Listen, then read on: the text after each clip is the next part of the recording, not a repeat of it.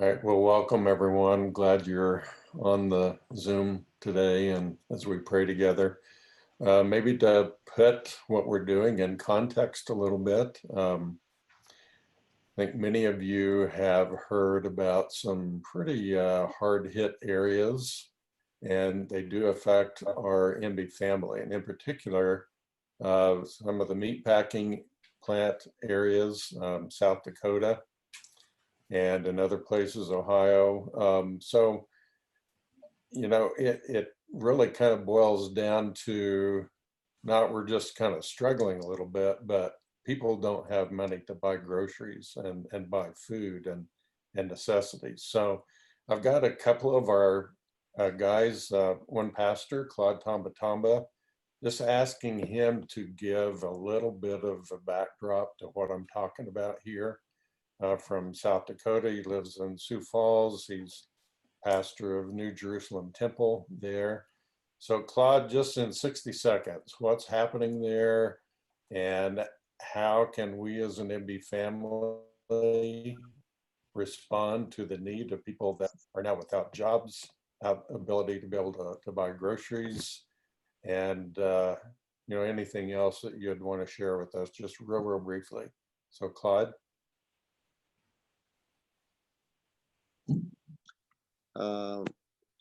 Here in Sioux Falls, we have an issue of our church members, those who work in companies, and as you know, many of them, they are refugees here.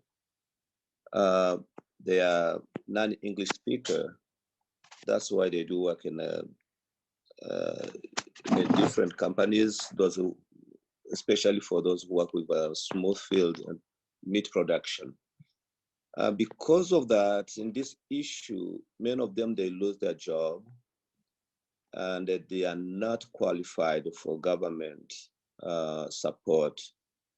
Some of them, they are new in this location.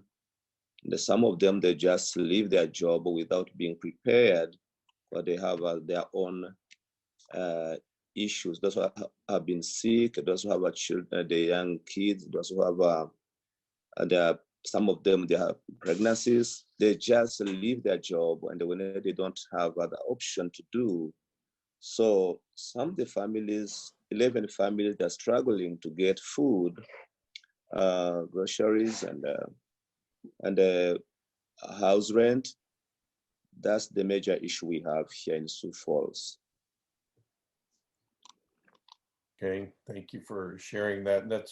Those are Congolese congregation. And then Henri, Ngolo's in Ohio. So Henri, if you could share just real briefly, like Claude did, what's happening there. Actually, it's a similar case as Claude has already stated. We're facing a lot of issues with immigrants in this crisis because they qualified as non-essential jobs on the factories that have closed up. Churches really, most of our churches are here in Dayton, Cincinnati, Columbus area. We rent spaces to worship, but now we find ourselves with no rent, no way to pay the bills, and the members are really counting on us that lost the jobs to support the families, and a lot of phone calls. But then we did have a death actually in a community. The brother went to Congo, and when he got there, just to respond to a call of family, he didn't even last a week. He passed away, but he left the family here. Now everybody's blocked in and no way they can go around or anything. They have to bury him without the family seeing the body. And then one of our members' daughter have a coronavirus, and that's another issue to pray about as we all fasting and praying. We really got to show mercy for his people and to know that we have our hands wrapped around to support one another. Yeah. And thank you, Henri. So Claude's church is a member church of our U.S. conference. Henri represents a lot of Congolese churches and others that are approaching us for many potential membership or affiliation, Ohio, Pennsylvania, even up into Maine.